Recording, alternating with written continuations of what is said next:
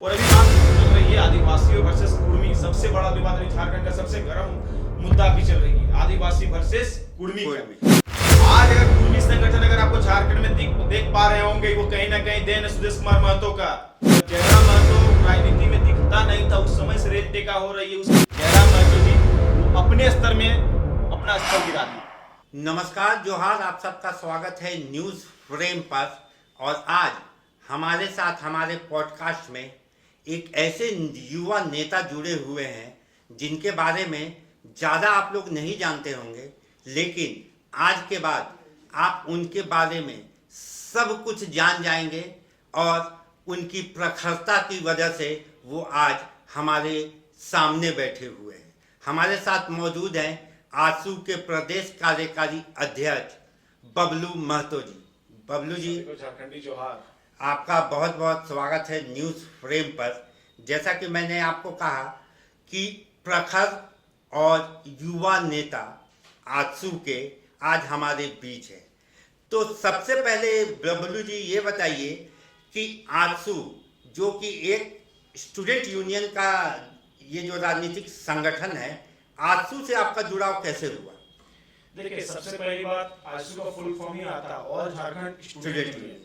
मैं बताते चलूं कि मैं विश्वविद्यालय में पढ़ने के लिए जब आया था पहली बार, तो क्लासेस में हम लोग का सदस्यता अभियान चलाया जाता था। सदस्यता अभियान के दौरान हमारे क्लास में आए कुछ सीनियर्स आए, उन्होंने कहा कि आजसू का सदस्यता लीजिए, आजसू आपको बहुत कुछ सिखाएगा, आपको सॉफ्ट स्किल सिखाएगा, आपको बहुत कुछ बोलने को सिखाएगा। मैं बोल पा रहा हूँ तो ये नहीं उनका देन है।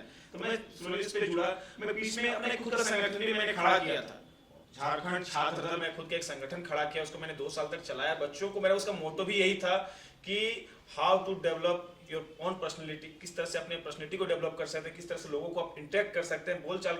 उसको ये नहीं कि राजनीतिक पार्ट के लिए सिर्फ राजनीति में जोड़ना मेरा उन लोगों का मकसद नहीं था। आपको जिस फील्ड में जाना है उस फील्ड में आप लोगों को भेजने का वो काम करेगा। वो बबलू महतो उस तरह का एक प्लेटफॉर्म खड़ा किया था। बाद में मैं चुनाव के बाद विधानसभा चुनाव के दौरान मैं आजसू ज्वाइन किया। आजसू में मुझे लगा कि नहीं, आजसू में बेहतर भविष्य। देखिए, राजनीति करने के लिए एक बड़ा प्लेटफॉर्म आपको आवश्यकता पड़ती है। तो मैंने आजसू छात्र संघ को, आजसू पार्टी को चुना और उसके माध्यम से मैं आजसू ही क्यों?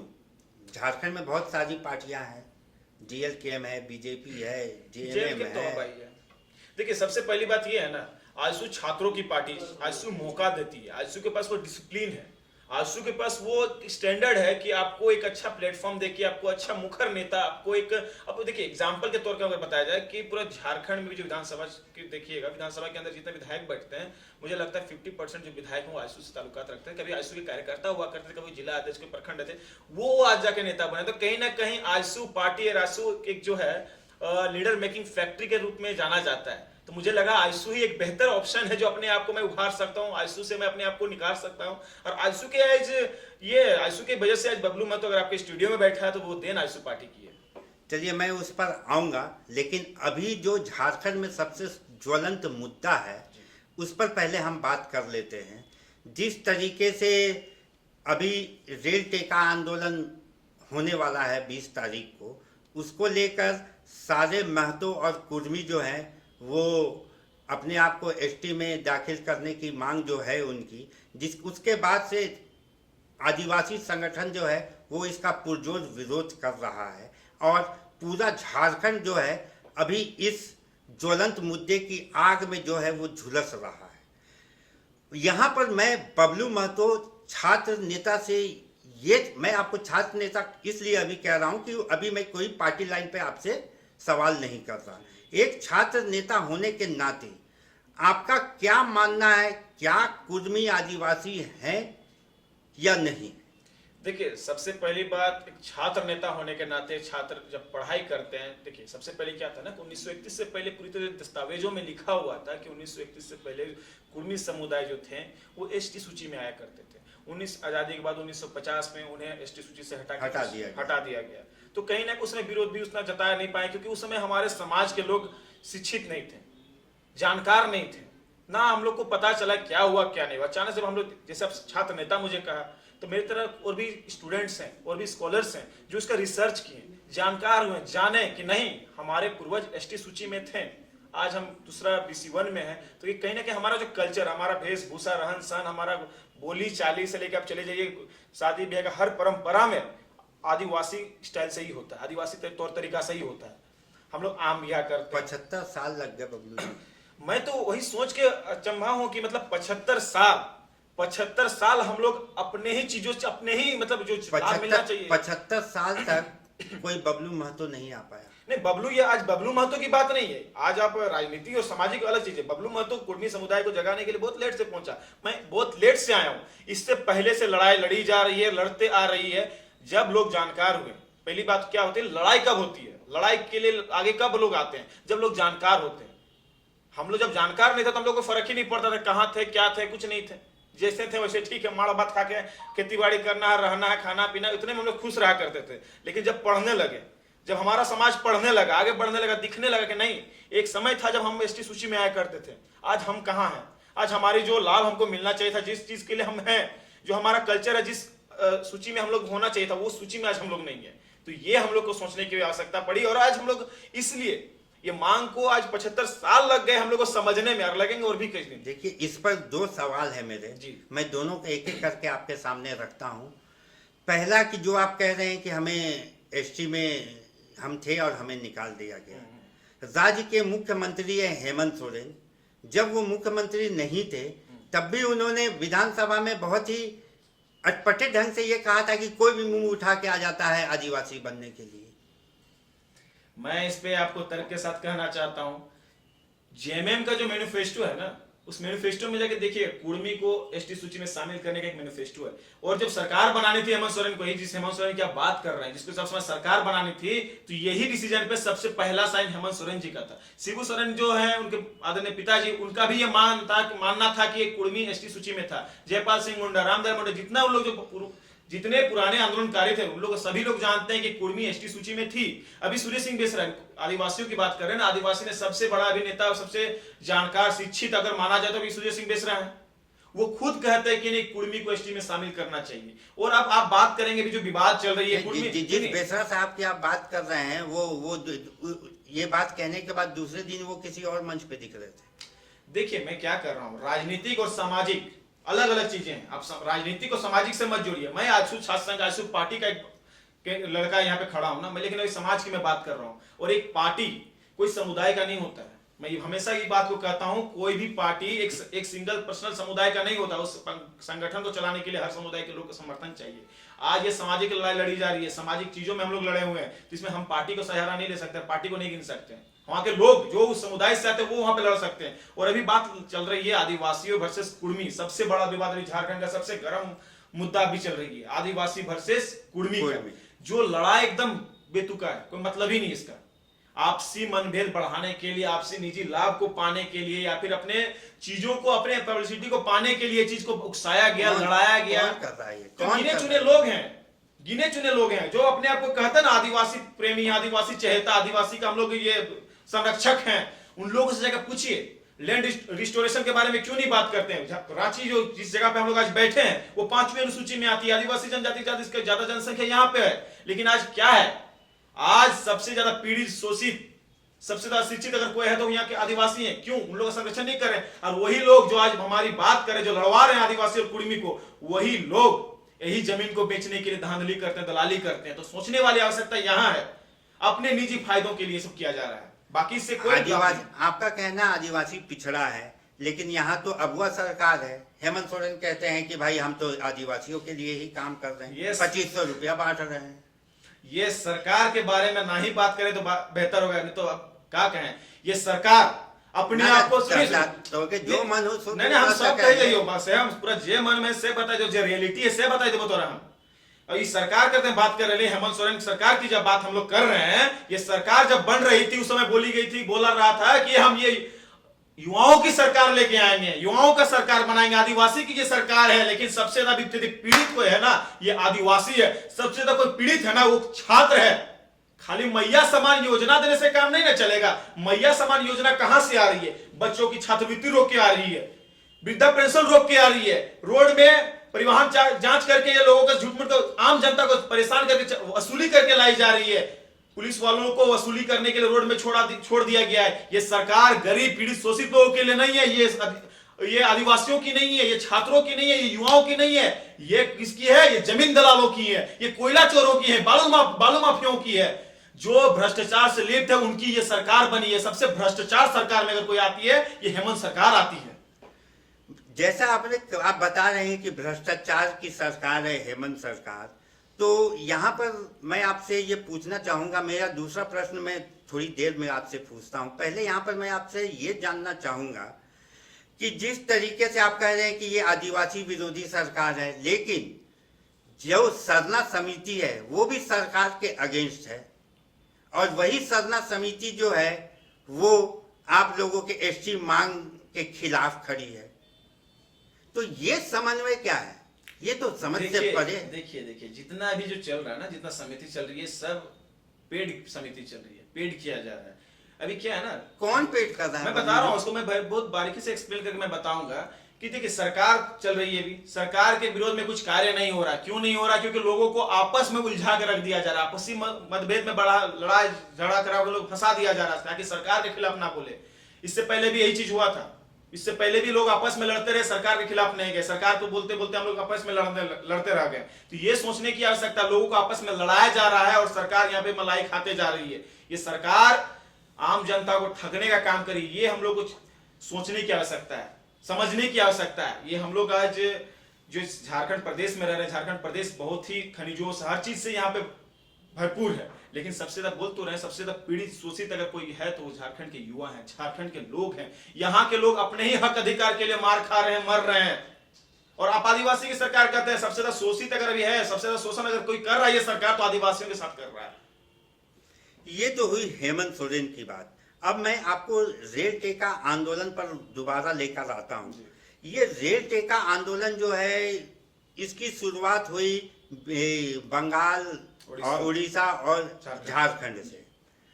इसके मुखिया बने जेएलकेएम के सुप्रीमो जो हैं हमारे जयराम महतो जी। मेरा सवाल पूरा होने दीजिए। किसने उनको बनाया? ये सवाल आपका पहली बार सवाल ही गलत है। कुर्मी का नेता जयराम महतो नहीं है जी। कुर्मी का जो अगुवाई बोले अध्यक्ष बने वो है ही नहीं। सामाजिक में राजनीतिक को मत जोड़िए। बबलू जी, अगर चलिए मैं आपकी इस बात को अगर मान भी लूं, तो रेल टेका आंदोलन को अगर राज्य में किसी ने हवा दी तो वो जेएलकेएम ने दी। किसने कहा? ये जनता कह रही है, लोग कह रहे हैं। हम जेएलकेएम नहीं थी, उससे पहले से रेल टेका का कार्यक्रम चलते आ रहा है। जब जयराम महतो राजनीति में दिखता नहीं था उस समय से रेल टेका हो रही है। उस समय से कुर्मियों की मांग रह रही है कि हमें एसटी सूची में शामिल किया जाए। आप मतलब झूठों का उसको हवा दे रहे हैं। तो आंसू इस बात को पहले उठाती चीज पर सड़कों पर क्यों लेके नहीं आई? किसने कहा नहीं उठाई? आज अगर कुर्मी संगठन अगर आपको झारखंड में देख पा रहे होंगे, वो कहीं ना कहीं देन सुदेश कुमार महतो का सबसे ज्यादा अगर चहेता अगर कोई होगा, समाज में काम करने वाला कोई होगा तो सुदेश कुमार महतो। इससे पहले विधानसभा में सबसे पहले आवाज किसने उठाई एसटी का? आजसू पार्टी ने उठाई, लंबोदर महतो ने उठाई। ये सोचने की आवश्यकता है। लोगों को भी रील या फोटो वीडियोस में दिखा के चमका देने से नहीं हो। जो धरातल में काम कर रहे हैं, जो धरातल में कर रहे हैं, उस चीज को दिखाना होगा। हर एक चीजों की, हर एक मांग को लेकर अगर कोई आवाज उठाया है वो लंबोदर महतो। कुर्मी का सबसे बड़ा नेता चहेता कोई है, अगर समझदार व्यक्ति कोई है तो लंबोदर महतो है। ये चीज को मानने की आवश्यकता है। जो भाषा आंदोलन हुआ, सबसे पहले भाषा के खिलाफ आवाज किसने उठाई? लंबोदर महतो ने विधानसभा के अंदर आवाज उठाई थी। जी बिल्कुल, उनका आवाज था। उनके बाद ये नेता आए, तो अपने आप को अभी का नेता अगर पहले का नेताओं से कंपैरिजन करें तो उनका कोई ये नहीं है। बबलू जी, पर 15% वोट लेके वो आए हैं, इस बात को आप मानते हैं? हवा है, ठीक है, वोट लेके आए हैं। नहीं, मैं उस पे आ रहा हूँ। एक 15% वोट लेके आए, वो खुद चुनाव जीते, लेकिन अभी जिस तरीके से अगर मैं दोनों नेताओं में कंपैरिजन करूं, जयराम महतो और सुदेश महतो में, तो सुदेश महतो एक पारदर्शिता रखते हैं। वो लंबी राजनीति खेले हैं और वो लंबे रेस के घोड़े हैं। लेकिन जयराम महतो जिस तरीके से जेएनजी को लेकर उन्होंने पूरे राजनीति में अपना कदम रखा और उसको लेके वो बढ़ने की कोशिश कर रहे हैं, तो इसको लेकर आपको नहीं लगता कि कुछ ज्यादा हड़बड़ी में है वो? एक्चुअली एक चीज बात बताना चाहते हैं, he is a good speaker but not a good leader. वो नेता है लेकिन नेतृत्व करने की क्षमता नहीं है उनमें। कोई पार्टी का वो मुखिया है, केंद्रीय अध्यक्ष है, उनको सबको लेके चलना चाहिए, उनको हर स्टेप फूक फूक के रखना चाहिए, लेकिन वो बचपना हरकत करते हैं, बचपना हरकत में कुछ भी करते हैं। तो ये देखिए, आपको कोई रोल मॉडल मान रहा है तो उस रोल मॉडल को आप निभाइएगा कि नहीं निभाइएगा, कुछ भी कीजिएगा, आपको देख लोग कॉपी कर रहा है तो आपको रखना होगा ना, एक स्टैंडर्ड अपने में रखना होगा। वो स्टैंडर्ड को गिरा रहे हैं, राजनीतिक स्टैंडर्ड को गिराते जा रहे हैं। अभी इतना बड़ा विवाद निशा भगत को लेके हुई, होना ही नहीं चाहिए था। एक पार्टी एक विशेष संगठन की नहीं, विशेष समुदाय की नहीं है ना, तो उसमें सब समुदाय उसमें रहते हैं, सब समुदाय को लेकर उनको चलना चाहिए था। वो एक समुदाय को लेकर चले, ठीक है, बढ़िया बात। समुदाय के कुर्मी संगठन अभी बहुत मजबूती के साथ खड़ा हो रहा है, कर रहा है, अब आगे आवाज को उठाएगा, लेकिन उस संगठन चलाने लायक नहीं है। उस संगठन चलाने की उनके पास वो क्षमता नहीं है। संगठन चलाना इतना आसान थोड़ी है। मैंने भी एक संगठन चला के देखा है जी। आपने तो छात्र संगठन आपने भी चलाया है। जैसा कि आपने कहा कि एक आदमी संगठन नहीं चला सकता, तो इस पर अगर मैं आपसे ये सवाल करूं कि सुदेश महतो भी तो संगठन चला रहे हैं, नरेंद्र मोदी भी संगठन चला रहे हैं, उसी तरीके से जयराम महतो भी संगठन चला रहे हैं जी। लेकिन सुदेश महतो के संगठन में हम 4 नाम और गिना सकते हैं, प्रधानमंत्री नरेंद्र मोदी के संगठन में हम 4 नाम और गिना सकते हैं, लेकिन जयराम महतो के संगठन में नाम क्यों नहीं गिना पाते?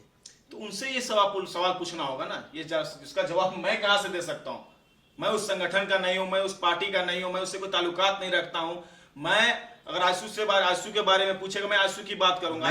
मैं इसके बाद उसी पे आ रहा हूं। लेकिन युवा जो है वो जयराम महतो के पीछे क्यों भाग रहा है? देखिए, जो मैं बताना चाहता हूं कि वही युवा उनके पीछे भाग रहे हैं जो जानकार नहीं है। पढ़े लिखे शिक्षित युवा अगर जानकार हैं तो समझ रहे हैं, वो कभी राजनीति में उन लोगों के पीछे नहीं भागेंगे, झंडा ढोने का काम नहीं करेंगे। वो जानते हैं ये वसूली गैंग है, वसूली करते हैं, वसूली करके उनका अपना दैनिक जीवन को चला रहे हैं। तो ये चीज को समझने की आवश्यकता है। कहां से मांग लेके आए थे आप? भाषा आंदोलन 1932, नियोजन स्थानीय, आप कहां जाके गुम हो गए? कंपनियों में आपको कभी नहीं मैंने देखा डीसी वीसी ये वीडियो सीओ से वक्ता करते हुए, आपसे बात करते हुए, उनके सामने मैंने कभी नहीं देखा। आपको कहां जाना? निजी कंपनियों में जाना, आसपास की कंपनी में जाकर हफ्ता वसूली करना है। तो ये राजनीति का काम नहीं है। आपको बनाया गया विधायक, विधानसभा में अच्छी बातों को, नियोजन पे बात करते हैं ना, स्थानीय पे बात करते हैं, कहां आपके साथ जो घिरे हुए लोग सब तो फिर वही करप्शन में घुस गए। वो तो स्टैचू लगाने की बात करते हैं, क्या नियोजन वही की शिबू सोरेन का स्टैचू लगा दीजिए और विनोद बिहारी महतो का स्टैचू लगा दीजिए और उससे राज्य का कल्याण हो जाएगा। अब वैसे कल्याण वही कर सकते हैं, अब उनसे ये चीज को जानने की आवश्यकता है। इसमें हमारे से उतना उनके बारे में हम नहीं बता पाएंगे। उनकी सोच क्या है, उनकी विजन क्या है, मैं जानता हूं। आए थे मुद्दा में, मुद्रा में अटक गए, मुद्रा में फिसल गए, मुद्दा में बह गए, मैं इतना जानता हूं। एक समय था जब भाषा आंदोलन होती थी, भाषा आंदोलन जब हुआ था उसमें मैं भी समर्थक था, मैं भी साथ था। मैं भी उस भाषा आंदोलन में, मैं भी वो विधानसभा घेराव में रहा, मैं भी मुख्यमंत्री घेराव में रहा, मैंने भी लाठी खाई, बिल्कुल मैं भी उस आंदोलन में, हर आंदोलन में बढ़ चढ़ के मैंने भाग लिया। लेकिन अब समय आ गई जब मुझे भी लगा कि नहीं, एक सही में चिराग जल के आगे आ रही है, झारखंड का कल्याण होगा। मुझे नहीं पता था ये भी मुद्दा से हट के मुद्रा में फिसल जाएगा, अटक जाएगा। अभी मैं आप ही की बात को आगे बढ़ाता हूं कि आपने जैसे कहा कि आप भी पहले उनसे जुड़े हुए थे, और इस तरीके से बहुत लोग हैं जो कि उनसे जुड़े हुए थे, लेकिन धीरे धीरे सब जुड़े हुए थे। मैं उनके पार्टी में नहीं, पार्टी में विचारधारा से जुड़े हुए थे, समझ गया मैं वही कह रहा हूँ। और बाकी उनके साथ जो जुड़े हुए थे वो भी कुछ लोग आप ही की पार्टी में आ गए हैं, ठीक है, उनकी विचारधारा या उस पार्टी को नहीं मानते हुए वो वापस से आसू में आ गए हैं और आसू में अच्छा काम भी कर रहे हैं। तो जिस तरीके से लोग उनसे कटते जा रहे हैं, तो रील की दुनिया जो है वो इतने सीमित समय के लिए ही होती है। रील की दुनिया से आप बहुत बड़ा कुछ नहीं कर सकते, लेकिन ये भी सच्चाई है कि उसी रील की वजह से आज नेपाल में आंदोलन हो गया, उसी रील की वजह से आज नेपाल में तख्ता पलट हो गया, बांग्लादेश में सरकारें गिर गई, नेपाल में जो हुआ सो आपने देखा ही। तो इन दोनों के बीच में समन्वय बनाने के लिए भी एक बहुत बड़ी विचारधारा चाहिए।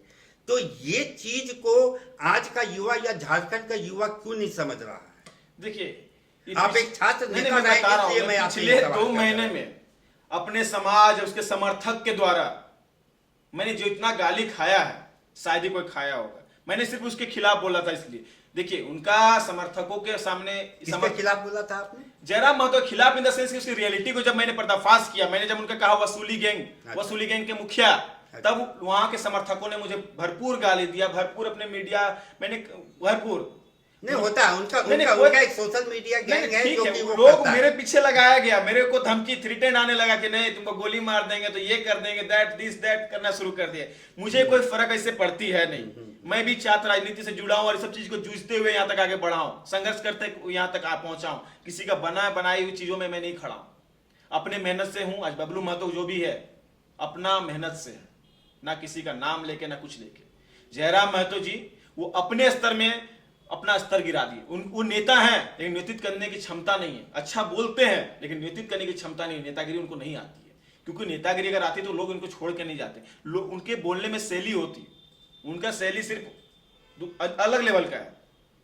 जैसा कि आप कह रहे हैं कि उनकी भाषा की शैली, मैं उसी पर आता हूँ। भाषा एक ऐसा है कि अगर बबलू महतो का एक संगठन है या जयराम महतो का एक संगठन है, तो जैसा कि यह संगठन के बड़े लोग जो जिस विचारधारा के साथ या जिस बोली के साथ चलते हैं, नीचे के लोग उसी को फॉलो करते हैं। जयराम महतो एक बहुत ही निम्न किस्म की भाषा का प्रयोग करते, चाहे कोई हो, चाहे सीओ हो, चाहे जो भी हो, तुम तड़ाक करना, ये करना। उसी तरीके से राहुल गांधी भी तुम तड़ाक करते हैं, तो उनके कार्यकर्ता भी जो है वो उसी तरीके की भाषा का इस्तेमाल करते हैं। जैसन गुरु वैसन चेला। हाँ, मैं नहीं कहना चाह रहा ना, ठीक है। तो इसके बाद से जैसा कि हमने बिहार में भी देखा कि प्रधानमंत्री को गाली दे रहे हैं कांग्रेस के स्टेज पर से चढ़ के उनके कार्यकर्ता थे, वो भले पार्टी के नहीं थे, लेकिन जिस तरीके की भाषा वो देख रहे उसी तरीके से सब गलत चीजों को बढ़ावा देना है, सीधी बात है। अभी जो फेसबुक में आप देख पा रहे हैं, फेसबुक में किसी को चाय आना भी लगता है ना, तो कोई एक शब्द नहीं लिखता, लेकिन फेसबुक में किसी को पैसा लगता नहीं है, आपसी झूठ मूठ का काम, घर में बैठे हुए कुछ काम है नहीं, लिख देते हैं, टिप्पणी कर देते हैं, आपस में लड़ाई लड़वाने का, झगड़ा करवाने का। यहाँ आपस में जो दो दोस्त है वो लड़ जा रहे हैं। बिल्कुल। तो ये सोच को परिवर्तन लाने वाली बात है कि आप अपनी सोच को बदलिए। राजनीति अपनी जगह, व्यक्तिगत अपनी जगह, दोस्ताना अपना जगह, उसको लेके चलना है। राजनीति लोग राजनीति करके चले जाएंगे। मैं पूछना चाहता हूं, जयराम महतो के साथ जितने युवा थे, क्या सबको नौकरी उन्होंने दिला दिया? क्या सबको उन्होंने स्टेबल करवा दिया?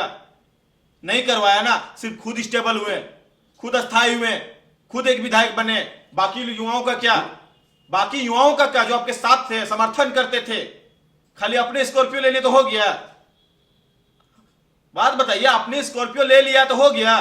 दिखावटी राजनीति मत कीजिए, धरातल में कीजिए। सबको पता है, उसके एक एक कार्यकर्ताओं को पता है कि जयराम महतो वसूली करता है, जयराम महतो चंदा उठाता है। मैं इस मीडिया के माध्यम से मैं ज्यादा टिप्पणी उनके बारे में नहीं करना चाहता। आप प्रश्न पूछे इसलिए मैं उसका जवाब दे रहा हूं। मैं आज यहां रेल टेका को फोकस करते हुए आया हूं। आपने बुलाया रेल टेका को लेकर, मैं रेल टेका पे आता हूं कि 20 तारीख को पूरे कुर्मी समाज के लोग, उसी पे मैं आ रहा हूं। तो ये जो रेल टेका की बात है, तो ये रेल टेका में का अगर मैं एक रूपरेखा आपसे पूछूं तो ये इसका रूपरेखा क्या है पूरे आंदोलन? देखिए, झारखंड, ओडिशा और वेस्ट बंगाल 3 प्रदेश मिलके हम लोग रेल रोकने जा रहे हैं। करीब 100 रेल हम लोग रोकेंगे। रेल को, पटरियों को हम लोग रोकने का काम करेंगे। जहां पे हम लोग आसपास के जितने हमारे समुदाय के माए काका जेठा जितने छोटे से लेकर बड़े जितने हम लोग हैं, सब आएंगे और एक दिवसीय हम लोग उसको रोकने का काम कर रहे हैं। ये सेंट्रल को प्रेशर देने के लिए, क्योंकि अर्थ से जुड़ा हुआ, आर्थिक से जुड़ा हुआ, तो हम लोग प्रेशर देने के लिए रेल टेका का हम लोग हर साल कर रहे हैं। लगातार ये मांगे चलती आ रही है। इस बार भी सफल नहीं होगा, फिर अगले साल फिर से हम लोग रोकेंगे, फिर 20 सितंबर को ही रोकेंगे। और ये हर साल एक बार हम लोग अपनी मांग को रखने में क्या है? हाँ, लोकतांत्रिक क्या हो, अपनी मांग को रखना, पूर्ति हो ना हो ये अपनी सरकार तय करेगी, कोर्ट तय करेगी। हम लोग को मांग को रखना है। अगर हम अपनी मांग को भी नहीं रखेंगे तो हम लोग वंचित ना हो जाएंगे। बस तो आप रेल रोकेंगे, उधर वो लोग कह रहे हैं कि हम प्लेन रोक देंगे, हवाई जहाज रोक देंगे। वो हवाई जहाज, सबमरीन सब रोक सकते हैं। तो भैया सब कुछ रोक दीजिएगा तो आम जनता कहाँ जाएगी, कैसे काम करेगी? भैया ये हम लोग पिछले कई सालों से रोकते आ रहे हैं। उस समय हम लोग को याद नहीं आया। समझिए, पिछले कई सालों से हम लोग को विरोध नहीं था। इस बार इतना विरोध क्यों हो गया?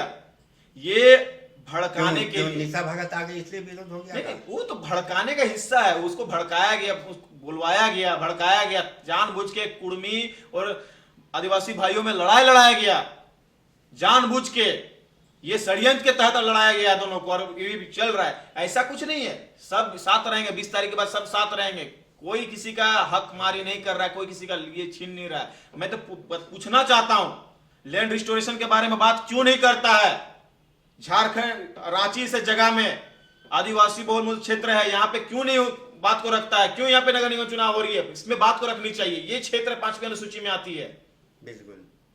तो वो लोग को समझने की आवश्यकता है जो किसी के बहकावे में आ रहे हैं, किसी के बोलने में आ रहे हैं। लड़ना नहीं है, हम सब भाई भाई हैं, अपनी मांग को पूरा करने के लिए लगे हुए हैं। आप समर्थन कीजिए, साथ दीजिए। चलिए, ये एक बहुत अच्छी लाइन आपने बोली कि हम सब भाई भाई हैं, लड़ना नहीं है, लेकिन आंदोलन करने का हक इस देश में सबको है, और वो आप लोग भी कर रहे हैं। अब मैं आपसे एक लास्ट सवाल करना चाहूँगा, क्योंकि समय की थोड़ी सी पाबंदी है। तो मेरा, आप जैसे कि छात्र नेता भी हैं और छात्र नेता से ही आपने अपना कैरियर शुरू किया है, तो जिस तरीके से सरकार ने अभी ये जो विश्वविद्यालय विधेयक को लाया है, जिसके बाद से कहा यह जा रहा है कि अब छात्र चुनाव जो है वो होंगे ही नहीं, तो इस पर बबलू महतो का क्या टेक है? ये सबसे दुर्भाग्यपूर्ण बात है युवाओं के लिए, छात्रों के लिए जो विश्वविद्यालय महाविद्यालय में पढ़ते हैं। एक तो हक है छात्रों को, सबसे पहली बात समझने की आवश्यकता है कि छात्र राजनीति बहुत ही अहम भूमिका निभाती है किसी के लिए, किसी भी छात्र के लिए, क्योंकि ये छात्र राजनीति पहला स्टेज होता है, पहला स्टेप होता है, जहां से आप सीख पाते हैं कैसे देश दुनिया चलती है, कैसे अपने आप को वोकल कर सकते हैं, कि अपनी बातों को रखने का, सॉफ्ट स्किल डेवलप करने का, बहुत सारी चीजों को हम सीखने के लिए होता है। आप DU BHU चले जाइए, वहां पे छात्र राजनीति का इंपॉर्टेंस को देखिए। बिल्कुल, इतना ज्यादा इंपॉर्टेंस कितने बच्चे सीखने को मिलता है, कितने बच्चे यहाँ पे सीखते हैं। लेकिन ये हमारे देश के बड़े बड़े नेता छात्र राजनीति से ही निकले। छात्र राजनीति, देखिए, नेता 3 ही जगह से बनती हैं, 3 ही नेता होते हैं, छात्र नेता, मजदूर नेता या किसान नेता। आप तो एक मतलब नेता में बनने की फैक्ट्री को ही काट देने का काम कर रहे हैं, और अपने लोगों को वहां पे राजनीतिक रोटी सेकने के लिए, करप्शन को बढ़ावा देने के लिए विश्वविद्यालय में घेराव कर रहे हैं। विश्वविद्यालय में अपने लोगों को भेजिएगा। विधेयक में क्या लिखा कि जो सरकारी लोग रहेंगे, वो सरकार के निजी लोग, सरकार के चाचा जेठा मौसा मौसी, जो अपने रिलेटिव लोग रहेंगे, जो धांधली भी JPSC और ये में चल रहा है, JCC में चल रहा है, वो धांधली फिर से विश्वविद्यालय में शुरू करने जा रही है। तो बच्चों के भविष्य के साथ तो खेल ही रहे हैं। अब शिक्षा में घुस रहे हैं, शिक्षा में हावी हो रहे हैं, शिक्षा को करप्शन में डला रहे हैं। आपका CO BDO DC VC सब तो घुस खा ही रहा है। अब शिक्षा को तो छोड़ दीजिए, बालू में, कोयला में, सब जगह तो लूट मार कर ही रहे हैं। तो आपका कहना है कि अब विश्वविद्यालय का भी राजनीतिकरण हो गया है, पूरी तरह से हो गया। एक बताइए, विश्वविद्यालय में जब स्टूडेंट को जब छात्र राजनीति की जाती, छात्र अपना राजनीति करते हैं, तो सीखने के लिए करते हैं। एक बेस होता है, एक बेस के माध्यम से वहां लोग सीखते हैं और अपने आप को रिप्रेजेंट करते हैं और राजनीति में आते हैं। तो ये आप बेस को ही काट देने का काम करें, जड़ को ही काट देने का काम करें, तो कहीं ना कहीं ये पूरी तरह से शर्मनाक बात है। आम छात्र जो सही में राजनीति से जुड़ाव रखते हैं, राजनीति को सीखना चाहते हैं, राजनीति करना चाहते हैं, उन्हें आप काट देने का। आप चाहते नहीं कि कोई नेता उत्पन्न हो, नेता बने, आप सीधा जड़ को ही काटने का काम कर रहे हैं। चलिए, बहुत बहुत धन्यवाद। तो ये थे बबलू महतो जी, जिन्होंने अपनी सारी बातों को बहुत प्रखरता से हमारे बीच रखा, और जैसा कि हमने आपको कहा था कि ये एक बहुत ही अच्छे वक्ता हैं और इनकी सारी बातें आप लोगों ने सुनी। तो अभी के लिए बस इतना ही। देश दुनिया की बाकी खबरों के लिए आप देखते रहिए न्यूज़ फ्रेंड।